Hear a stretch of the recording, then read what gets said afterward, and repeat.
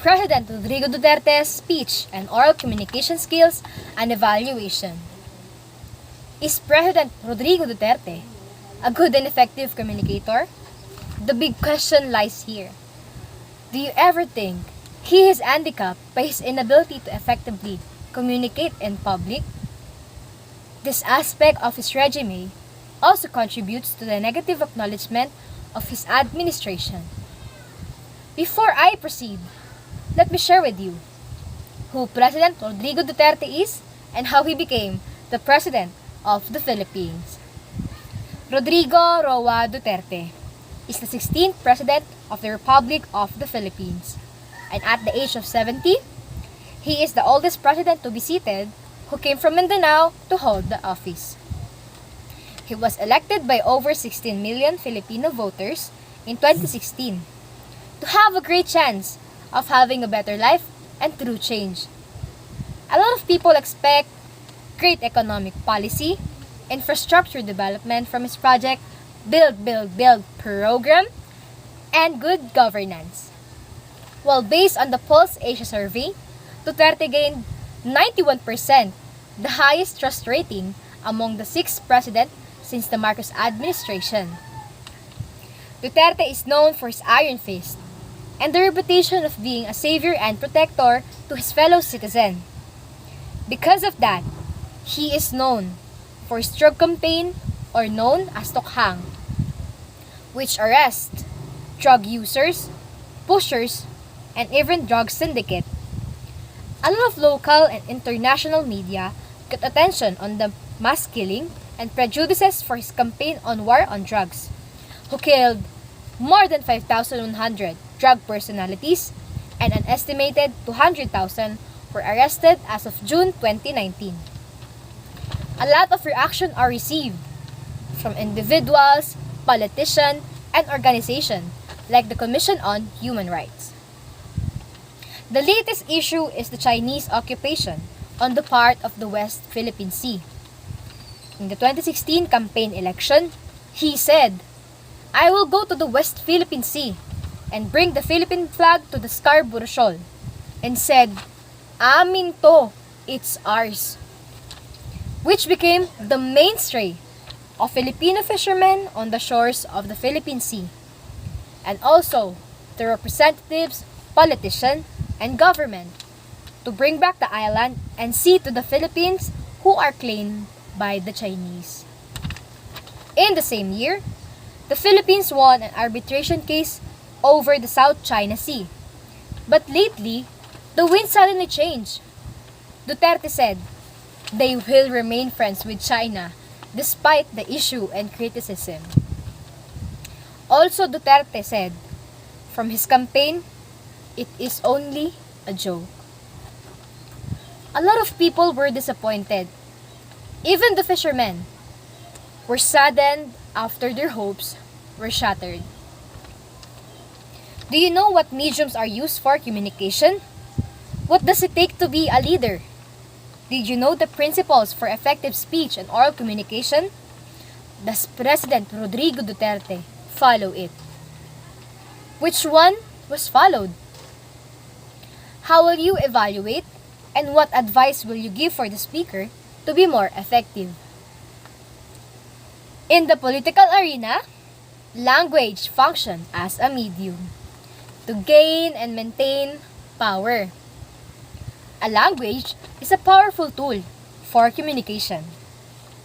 By the use of communication, people not just express themselves or influence others, but identify one role in society, mostly on the culture of politics in our country. The president upholds the most powerful and influential position in a country. He who had this position must be in constant communication with society. Through political speeches, the president can address his plans and direction in the future. Also, they can share their feelings, agreements or disagreements with other politicians, and government policies. What does it take to be a leader? A leader is a simple word, but comes with a great responsibility.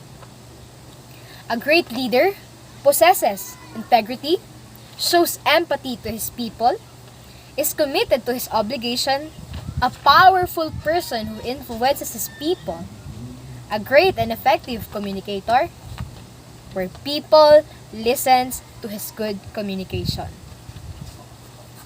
We have principles of effective speech and oral communication, such as be clear on the purpose of your communication, be natural in delivering the speech, be concrete in completing the message you will deliver, and be captivating to attract the attention of your audience for better results. For me, President Rodrigo Duterte followed these principles because he engaged his audience to be informed, persuaded, and entertained.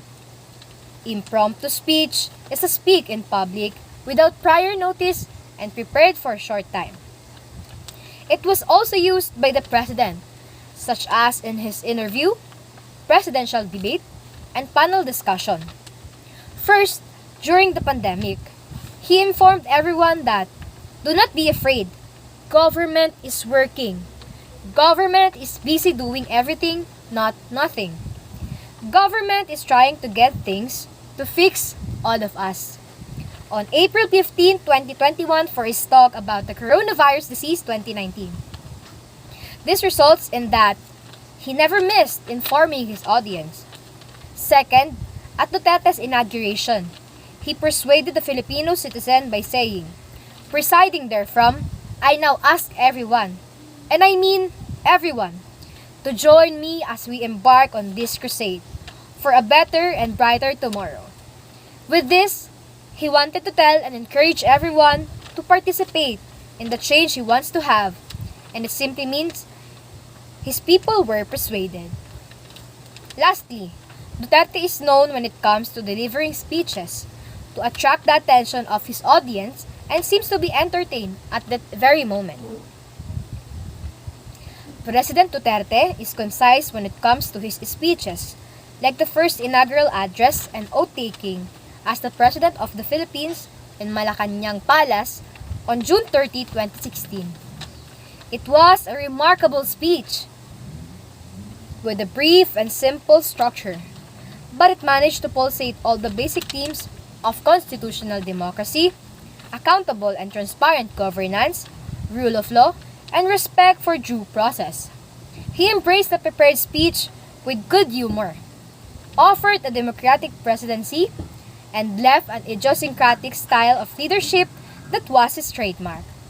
Even when he delivered his SONA during the year 2018, it lasted for 48 minutes and is the shortest SONA in time. Short but concrete delivery of speech. He has a clear purpose message to impart for his audience.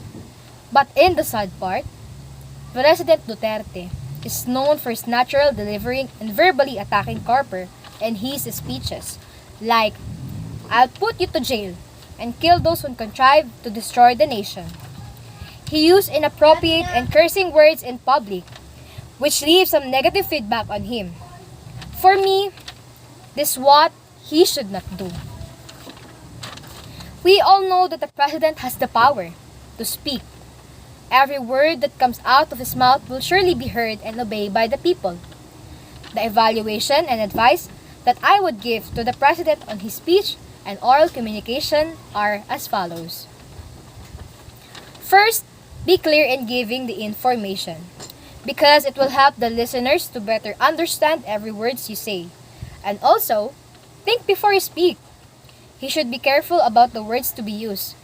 His use of obscene and profane language is not appropriate to his position as a president. His audiences were not just adults, but also the young ones. Remember that you are the provider to your listeners in being able to help them to understand every valuable information. If you leave your audience with one or two new pieces of information or new perspective, you have made to change their mindset. But if negative or cursing words are always said, your audience might be upset and follow you on how you talk in public. Second, find out who is listening to you so that the words will be used appropriately. The most effective way to take the pressure off is to change your mindset and think about serving your audience rather than focusing on your own speech. For example, if the child is listening to you, the words you should use must be appropriate and suitable for them. When you plan your speech, think about where you can involve the audience and what devices you will use to involve them in the presentation. To have a good relationship, not just lecturing them, to show that they genuinely care about the conversation. Third, don't fluctuate. You must stick to the topic of the discussion for the relevance of your communication process and to save time because discussing the out-of-topic idea will be such a waste of time and it is inconvenient for those people who randomly get involved though it's not relevant to the topic.